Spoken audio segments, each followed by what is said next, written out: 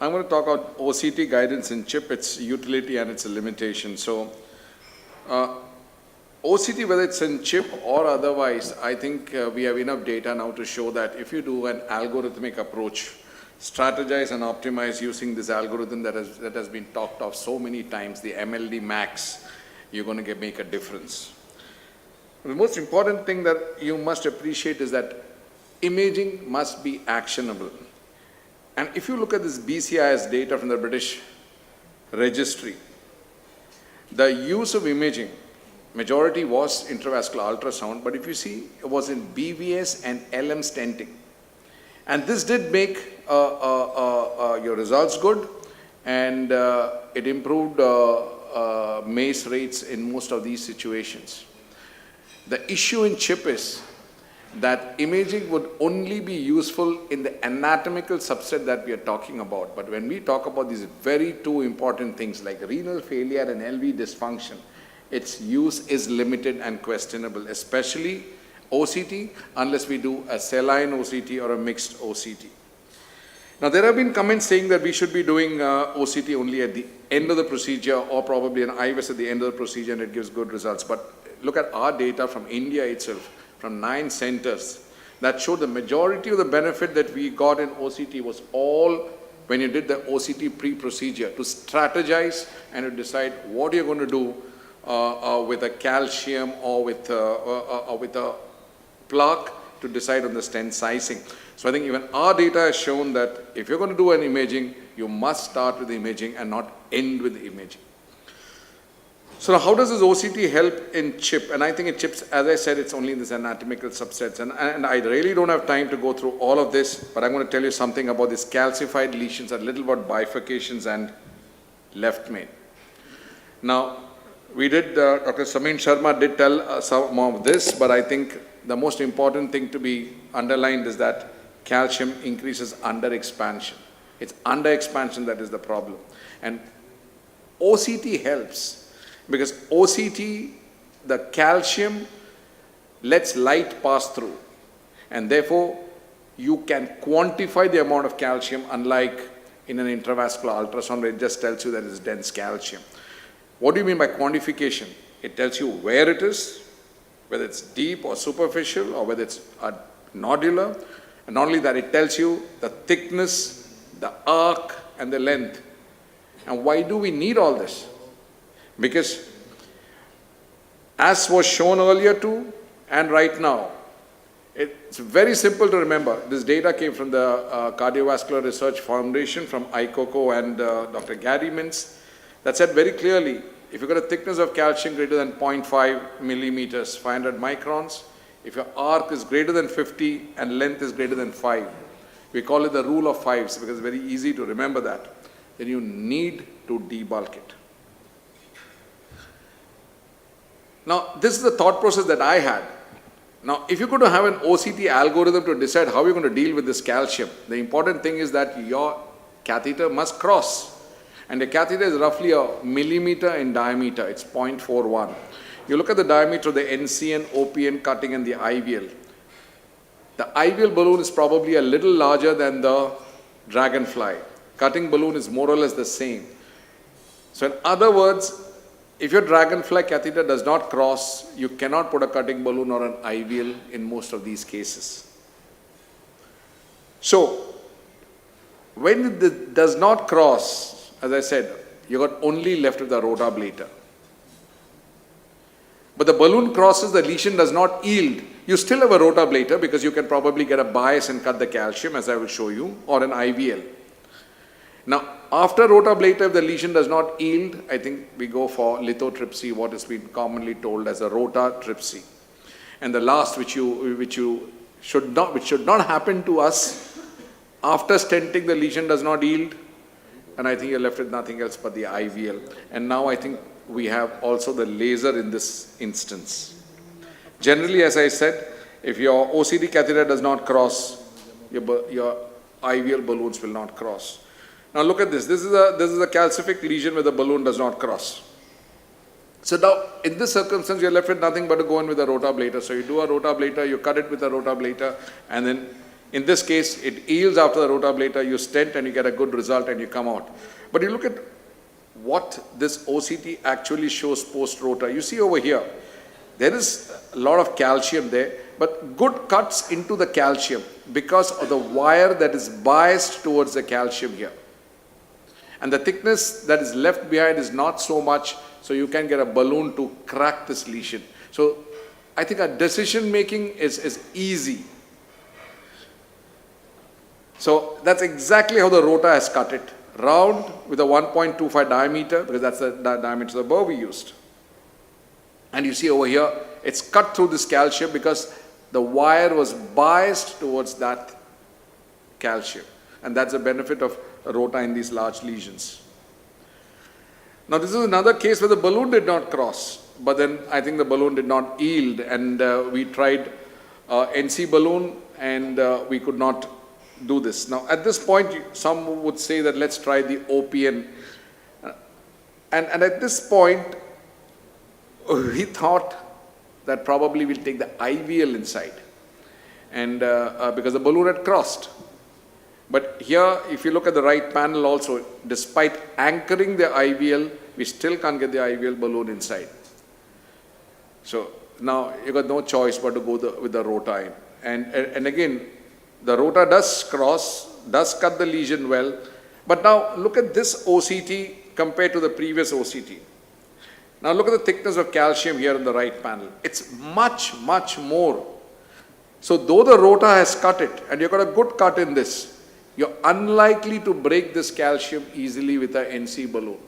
And this is where an IVL would be of use. You look at this. Residual calcium has got a thickness of greater than 0.65 and it's circumferential. So we did that.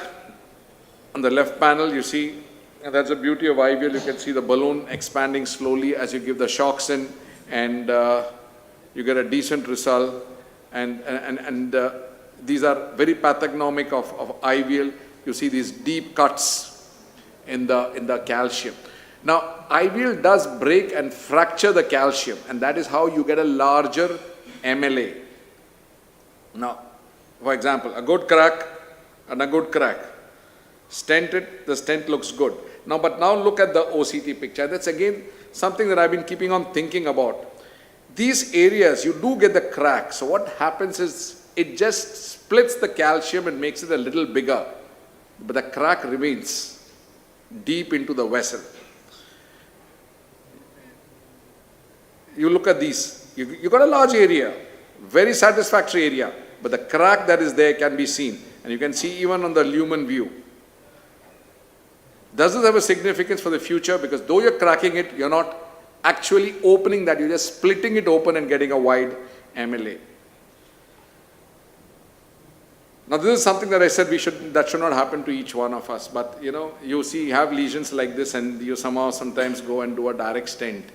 And once you do a direct stent, you are really in a soup, because that just doesn't give way. And here it's an OPN balloon, and an OPN at 45 atmospheres doesn't yield.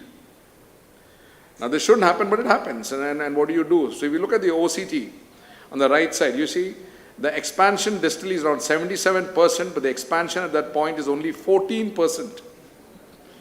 So the distal MLA is 4.8, while the MLA there is 1.7, and you definitely can't leave this. That's how the stent looks, like a napkin ring. So this is where an IVL helps. And I think this has been really a savior in these instances, where an IVL can crack it, you can get a good result. And if you look at the OCT, at that particular point, you have increased your MSA from 1.7 millimeter square to 7.2 millimeter square. That's more than sufficient in an LAD lesion, and that's how IVL does help in these calcified lesions, especially if you have a bad chip case with calcium. Now a little bit of bifurcations. Now this is something that I have shown earlier too, and I think that the advantage of OCT in bifurcations is primarily because of the 3D reconstruction, not available in the present generation Ultreon. So if you're going to do a bifurcation, the Ultreon OCT is not going to help you. You got to use the conventional OCT because it's the 3D that tells you the ostium or the circumflex. And I think there have been many places where it helps, but what I'm going to show you is only two, and that is the side branch assessment and the strut crossing, for lack of time. Now, these are cases in which you do an LM crossover, and then if you're unlucky, you get a strut, because this question keeps coming. Even now we have data, just came in the last Euro intervention, that the Excel trial said that you don't need to kiss the side branch.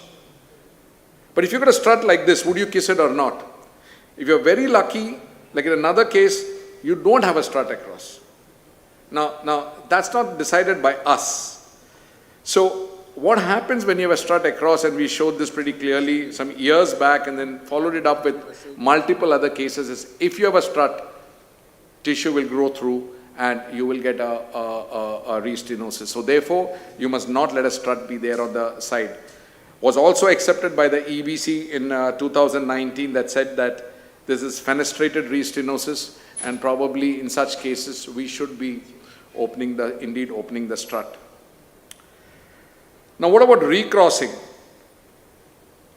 To some, they say it's very difficult deciding which is the distal strut, which is the proximal strut, and does it really make a difference? And I'm just going to show you one example. Now this is strut across the circumflex ostium. You've got one layer of strut here and another layer of strut here. If you're going to distally cross, you can see very clearly the wire crossing. It's not very difficult. And the advantage why you do this distal cross like this is you get a good result and the ostium looks clean. Now what happens if you do not do a distal cross? Now this is one in which you see on the left side. This is a proximal cross. And you can see that well. So what do you do when you open this proximal cross up? It's what you see on the right side. It's a very good opening when you see end on, but this is how the other side is. You have a metallic neocarina left. And these are again visually important pictures to tell us why a distal cross is very, very important. I'll just end myself with a little bit thoughts on the left main. Now, Ajay spoke about when do you do an LM stent. But now I'm going to speak on the expansion criteria. How much do you expand a left main stent? On the left side is what Dr. Kang had told us in 2012, the grade 5, 6, 7, 8 rule, which means the left main needed to be only 8 millimeters square. But we know very clearly that the Excel from the United States got a MLA of 10 millimeters square. Noble from the UK and Scandinavia got 12 millimeters square. So is this sufficient, 8? And I think that's a question that we keep asking in India when we do this left main stenting. And clearly 8 is not a correct answer. So what do you do? So this is Excel, as I was telling you. You look at this, you look at cases where you got very high lumen and MLA of 11 to 17 millimeters square. The death rate was low compared to the ones in which the MLA was less. Similarly, stroke stent thrombosis, all way less. Even the UK trial said the same. In fact, if your left main final diameter, the area was greater than 13.4, they didn't have any instance of target lesion revascularization. That's a very powerful figure. So if the larger you get the left main, the better is it. So is it absolute value? Now the problem is here. You look at these two, on the right and the left. In both you got 6 millimeters square. But in the left you got a huge guy. And obviously in that person, that 6 millimeter is not sufficient because there's still a residual of 55%. But on the right side, you have a small person. You got 6 millimeters square and that's adequate for it. So are all this data that we have been crunching all this while not right? And a very recent data, and that's what I wanted to show you all. There are relative indices. You know, we have different indexes that we use to just cut short this complexity of this expansion. We have different methods by which we say the stent is well expanded. One is we use the conventional, what we call as a music criteria. That is the MSA should be at least 90% of your reference diameters on both the sides, the average of them. Then you have got the Illumin criterion that says it should be more than 90%. They divided the stent into two and should be, say, greater than 90%. What these operators said is, they have taken the MSA at the maximal area and just divided it by the vessel area at that particular point. And they came to a magic figure of 38.9%. In other words, if your minimal stent area versus the vessel area was more than 38%, you had less clinically driven stent thrombosis and TLR. So is this the new left main criterion that we are going to go forward with? In other words, if you stent the left main, you must at least get an MSA by vessel area greater than maybe 40%, because 38.9 is a very vague number. So this is an example that I took and I showed that. So at this particular area, we know it's under expanded.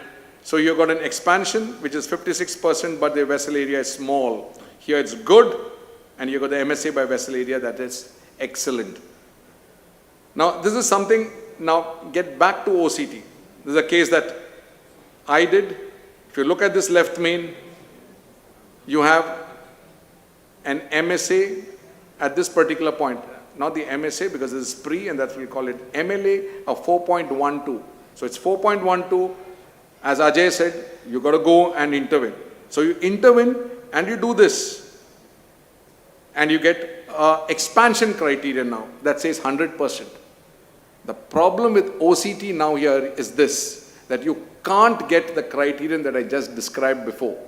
Because if you look at this pre-OCT picture, how are you going to decide what the vessel area is? Because the lipid is a highly attenuating structure. It doesn't tell you where the external elastic lamina is. So these are some of the issues that I wanted to discuss with you. Get your mind to think more, and issues that we have in left main optimization. So whether we go with relative or absolute indexes. But to cut the story short, if you've got a chip and you're doing a left main stenting, try and achieve at least a 10 millimeter square area in your left main before you come out. So to conclude, I think, as I said initially, I think imaging must be actionable. Of course, we are limited with education and finance, and that's where this helps. Our outcome data is limited. But I still think LM and bifurcation in chip are subsets where we definitely do see advantages. Calcium modification is a place where imaging helps. And LM stent optimization is a must. And I believe, I mean, I may be wrong, but I believe that we should not be doing LM unless we are very sure that we have optimized that particular device that we put in the left main perfectly well. Thank you all for your kind attention.